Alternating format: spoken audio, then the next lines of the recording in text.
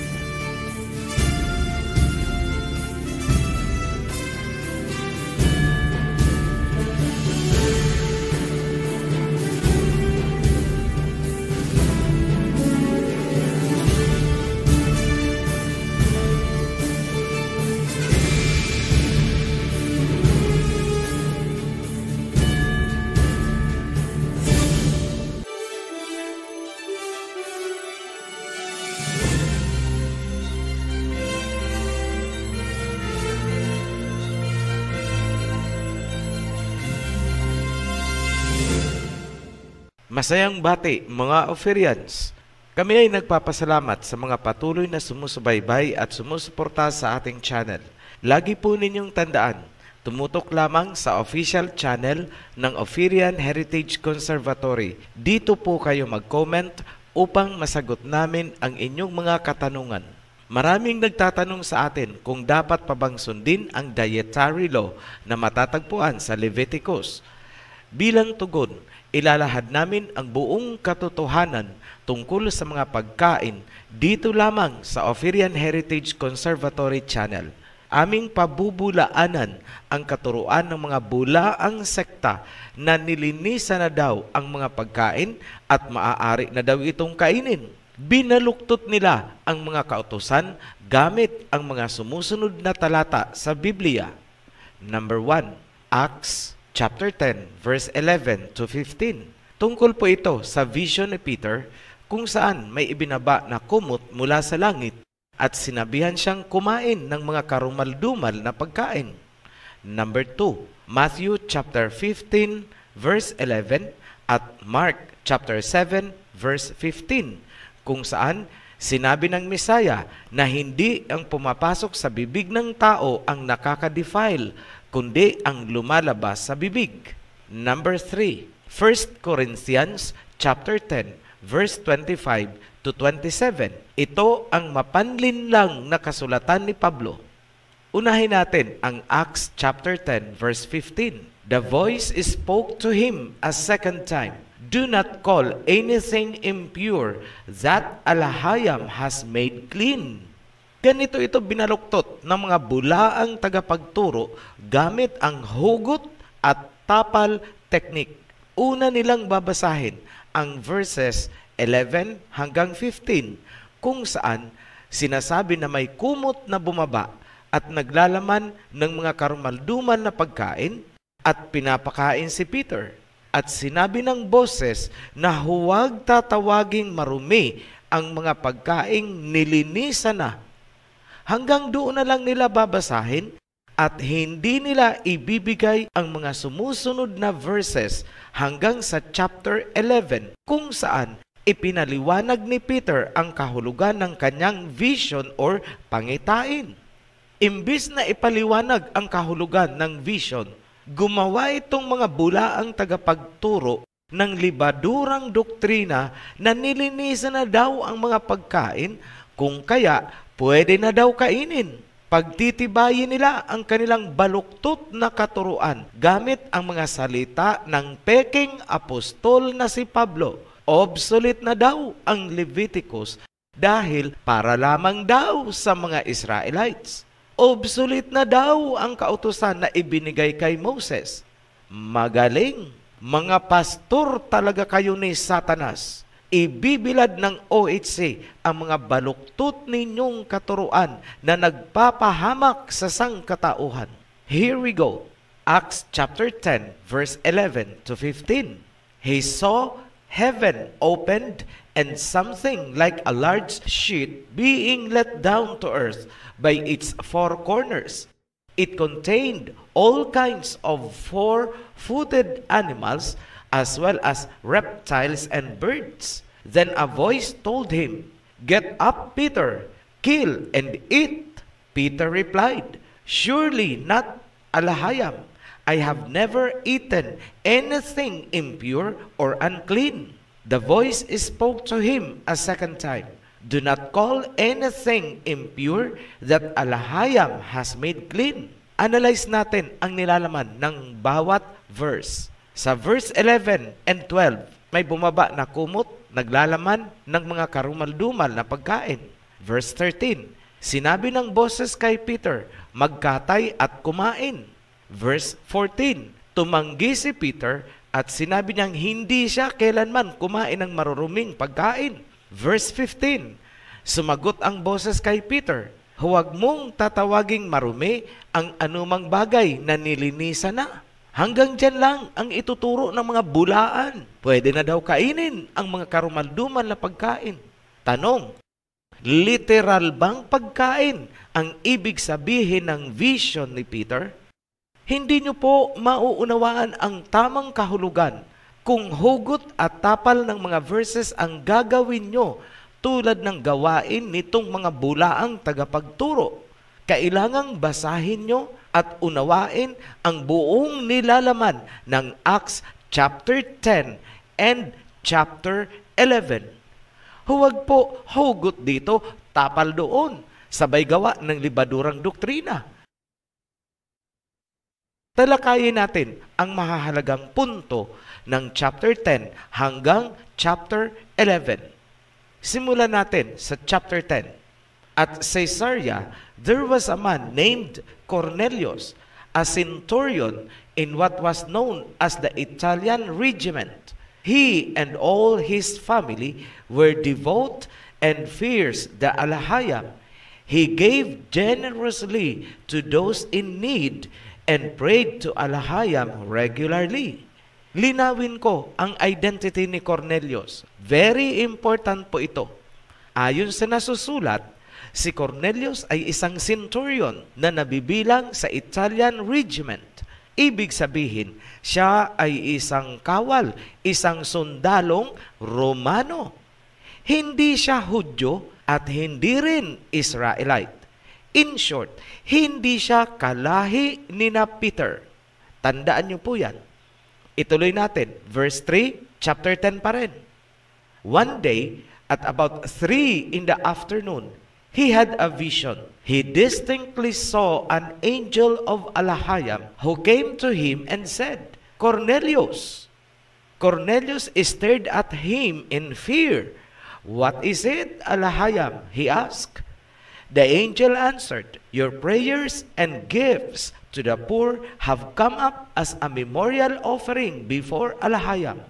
Now, send men to Joppa to bring back a man named Simon, who is also called Peter." Tagalog, isang araw, bandang 3:00 ng hapon, nagkaroon si Cornelius ng pangitain. Nakita niya ang isang anghel. Sinabi sa kanya ng anghel, "Nakarating sa Alahayam ang iyong mga panalangin at ang iyong kawang gawa para sa mahihirap. Magpadala ka ng mga tao. Ipasundo mo si Simon na tinatawag ding Pedro." At ganun nga ang ginawa ni Cornelius. Nagpadala siya ng 3 kalalakihan upang anyayahan at sunduin si Peter. Ito ang tanong, sasama ba kaya si Peter sa mga Romanong inutusan ni Cornelius? Pupunta kaya si Peter kay Cornelius na isang Romanong hintil? Huwag niyo pong kalilimutan na ayaw ng mga tunay na Hudyo ang makihalubilo sa hindi nila kalahi na hindi mga tuli, lalo pat Romanong hintil. At ito, inaanyayahan si Pedro ni Cornelius na nabibilang sa lahi na kanilang inaayawan. Dito pumasok ang vision para kay Peter kung saan may kumot na ibinababa, naglalaman ng mga karumal-dumal na hayop at ipinapakain sa kanya. Tinanggihan ito ni Pedro at sinabi niyang kailanman hindi siya kumain ng marurumi. Ngunit sinagot siya ng boses, huwag tatawaging marumi ang mga nilinisan na. Talakayin natin ang kahulugan ng vision. Verse 17, while Peter was wondering about the meaning of the vision, the men sent by Cornelius found out where Simon's house was and stopped at the gate. They called out, asking if Simon, who was known as Peter, was staying there. Tagalog, habang si Pedro ay nagmumuni-muni tungkol sa kahulugan ng kanyang pangitain, dumating ang mga tauhan na inutusan ni Cornelius para makipagkita, sunduin si Peter. Verse 19, while Peter was still thinking about the vision, the Spirit said to him, Simon, 3 men are looking for you. So get up and go down the stairs. Do not hesitate to go with them, for I have sent them. Tagalog, habang si Pedro ay patuloy na nag-iisip tungkol sa pangitain, nagsalita sa kanya ang Holy Spirit at sinabihan siya, Pedro, may 3 lalaki na naghahanap sa iyo. Bumangon ka at bumaba. Huwag kang mag-aatubili o magdadalawang isip na sumama sa kanila sapagkat ako ang may sugo sa kanila. Verse 21, Peter went down and said to the men, I am the one you're looking for. Why have you come? Tagalog, bumaba si Pedro at sinabi niya, ako ang inyong hinahanap. Bakit kayo naparito? Verse 22, the men replied, we have come from Cornelius the centurion. He is a righteous man who fears the Alahayam and is respected by all the Jewish people. A holy angel told him to ask you to come to his house so that he could hear what you have to say. Sumagot ang kalalakihan, isinugo kami ni Cornelius, isang senturyon. Siya ay matuwid na tao at may takot sa Elohim at siya ay iginagalang ng mga Hudyo. Sinabihan siya ng isang anghel na anyayahan ka sa kanyang tahanan upang mapakinggan ang iyong mga sasabihin. Tinanggap ni Peter ang kalalakihan bilang kanyang mga panauhin. Tuloy natin, verse 23.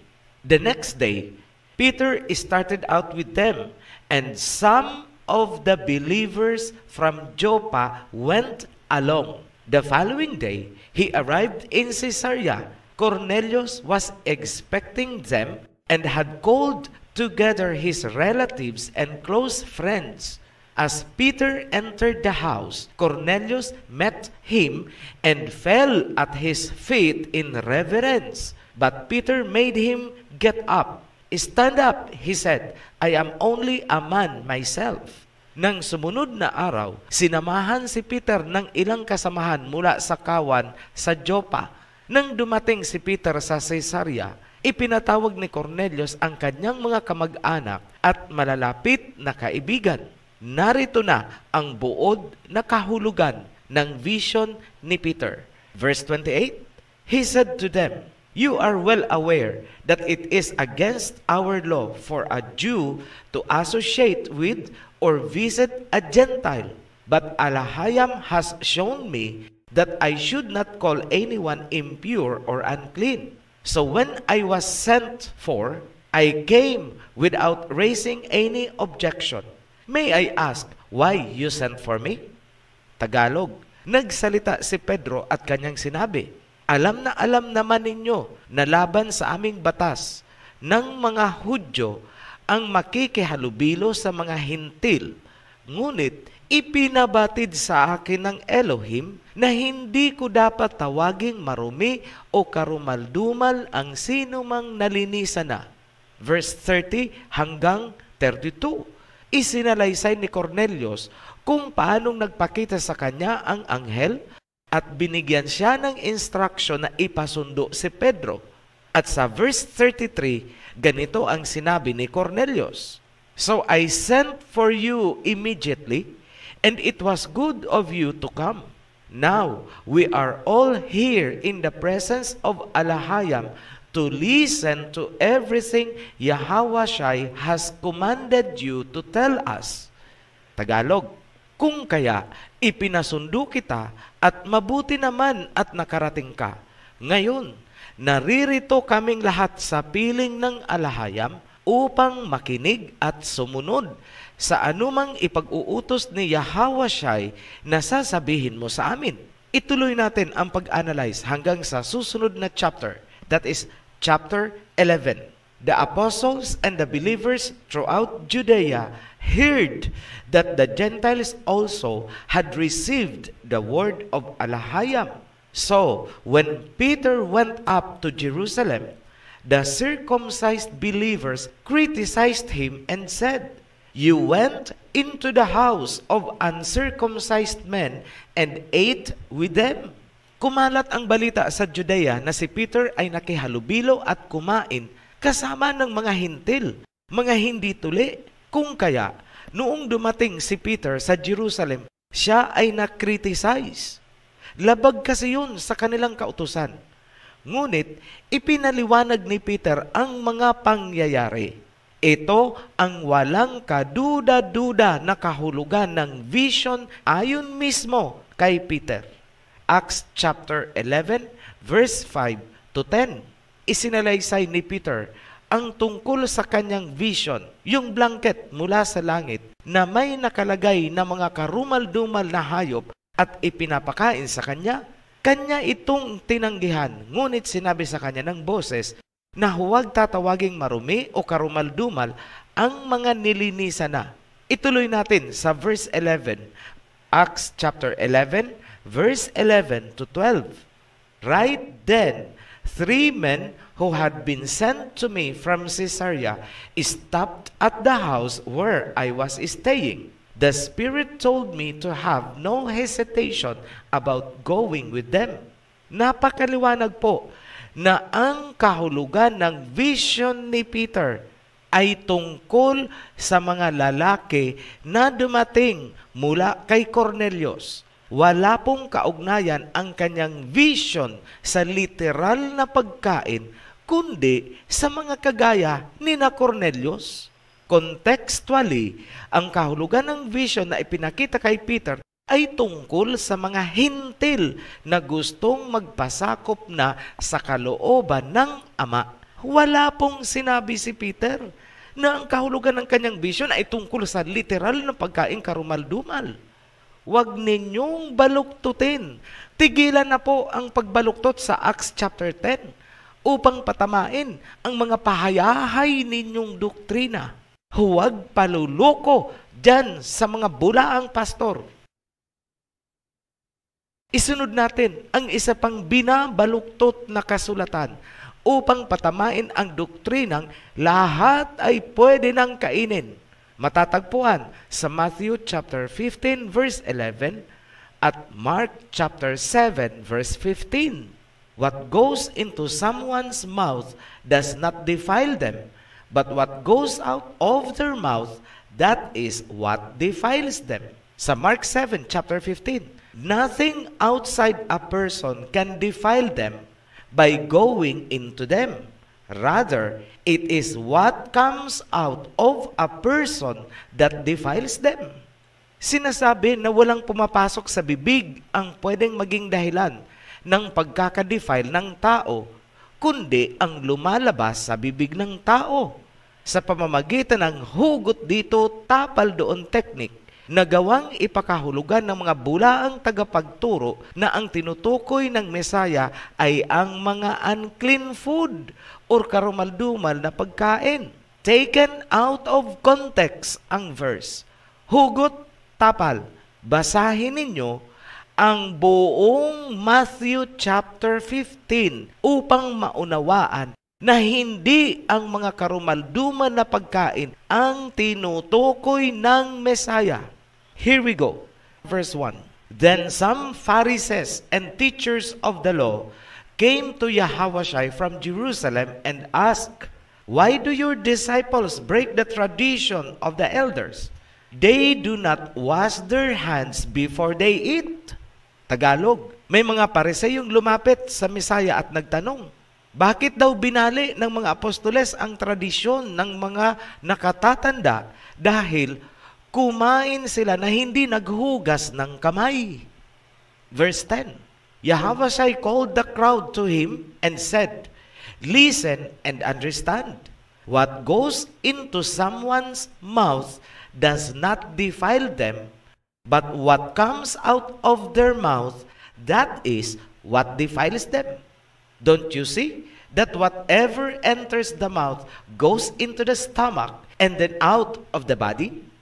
Tagalog, tinawag ni Mesaya Yahushua ang mga tao at ganito ang sinabi niya, "Makinig kayo na may pangunawa. Hindi ang pumapasok sa bibig ang nakakadumi, kundi ang lumalabas mula sa bibig. Ang anumang pumasok sa bibig ay tumutuloy sa tiyan at lumalabas sa katawan." Verse 18, "But the things that come out of a person's mouth come from the heart, and this defile them.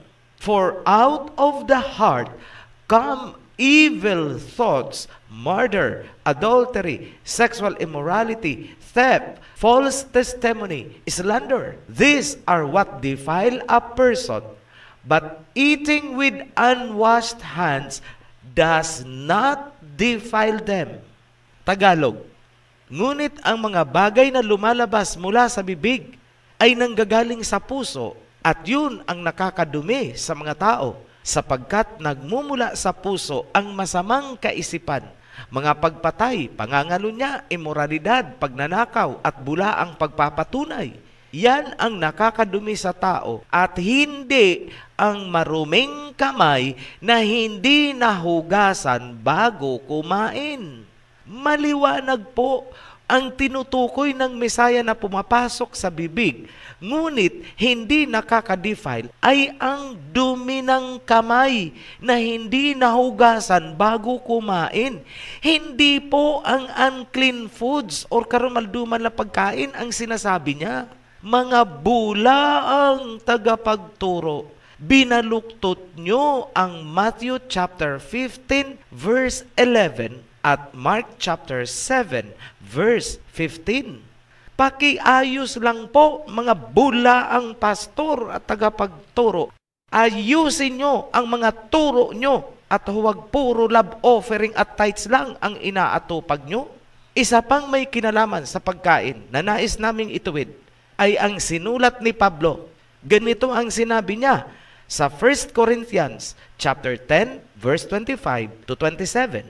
"Eat anything sold in the meat market without raising questions of conscience, for the earth is rolled and everything in it." 27. "If an unbeliever invites you to a meal and you want to go, eat whatever is put before you without raising questions of conscience." Mabulaklak, questions of conscience. Okay, ganito. Sa verse 25 to 26, sinabi ni Pablo na huwag magtatanong, kesyo, ang mundo ay pag-aari ng Ama. Yes, tama ka Pablo sa puntong yan, sa sinasabi mong pag-aari ng alahayam ang mundo. Kaya nga, nagbigay siya ng mga kautusan kung paano maninirahan at kakain sa mundo dahil pag-aari niya itong mundo. Ngunit, ang mali sa sinasabi mo, Pablo, ay ang pagsagasa mo sa ipinagbawal ng Ama. kung ang Mesaya ay hindi sumasalungat sa sinabi ng Ama, aba, sino ka ba, Pablo, para baluktutin ang kautusan ng Ama na ibinigay kay Moses? Ang lakas ng loob nitong si Pablo na gawing yapi-yapi ang kautusan, pabulaklak na do not ask questions of conscience. Hindi naman po konsensya ang pinag-uusapan dyan eh. Ang law of alahayam ay straightforward. Huwag kang kakain ng ganito. Walang mga sinasabing konsensya. Umayos ka, Pablo, sa libadura mo. Sa verse 27, sinasabi ni Pablo na kung kayo ay naimbitang kumain ng isang hindi kapananampalataya, kumain daw kayo ng hindi nagtatanong. Ganyan ba ang sinabi ng Ama? Wala pong sinasabing ganyan ang Ama. Imbento ni Pablong Pariseyo yan. Sa hindi nakakaalam, si Pablo ay Pariseyo. Mababasa nyo yan sa Acts chapter 23 verse 6.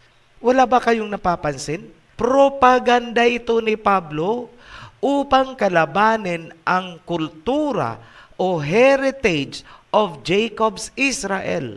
Hindi nyo pa rin ba nakikita na ang pinag-uugatan ng panulat ni Pablo ay ang hangaring burahin ang kultura ng mga Hebrew Israelites na naaayon sa mga kautosang ibinigay ng Ama kay Moses?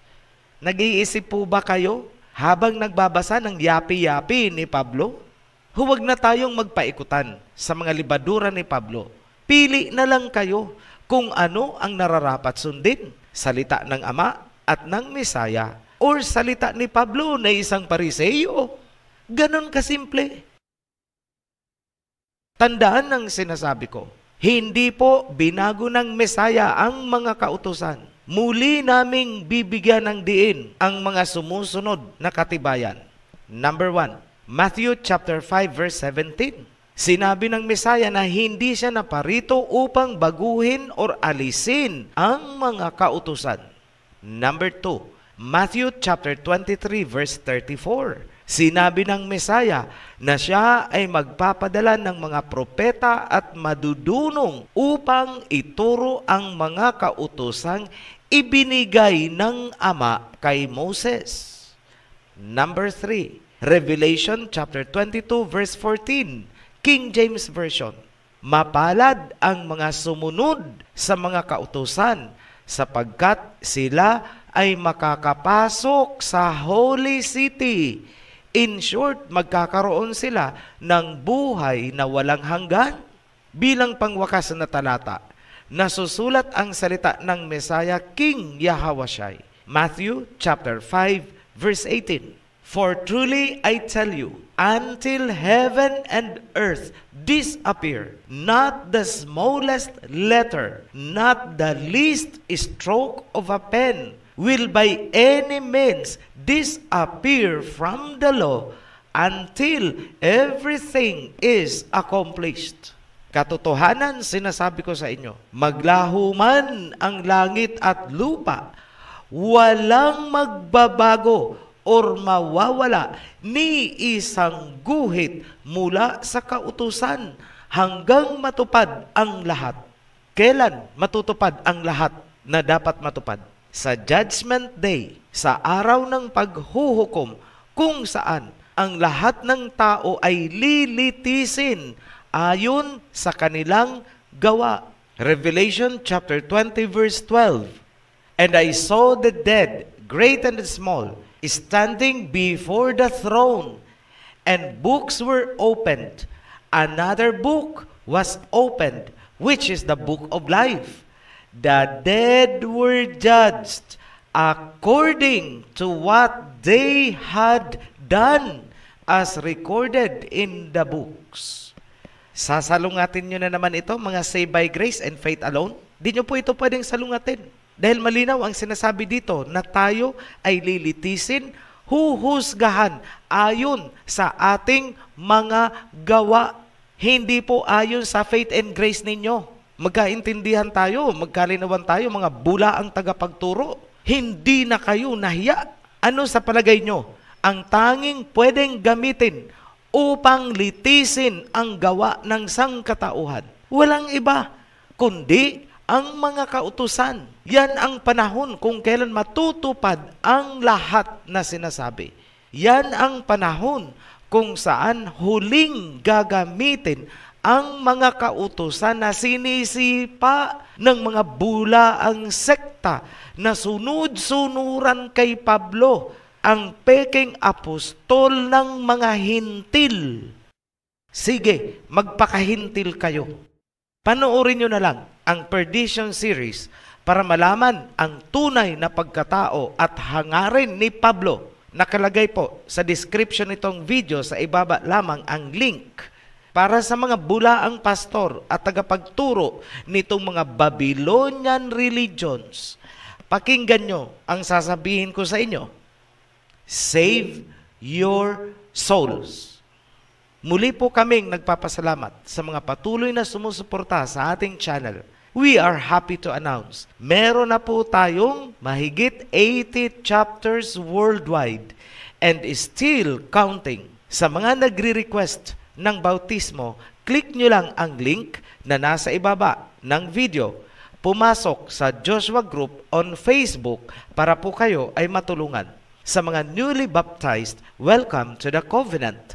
Sa new subscribers, huwag pong kalimutang unahin panuorin ang The Guide. Nasa description din po nitong video sa ibaba lamang ang link ng The Guide. Maraming salamat po sa patuloy na pagsusubaybay at suporta. Be blessed. Shalom. Maraming salamat po sa inyong pakikinig. At kung meron po kayong natutuhan, please share the link. At kung may mga katanungan na nais malaman, please contact ang link na sa ibaba ng video ito. Maraming pong salamat sa muli. Umayo po tayo ng may kapayapaan.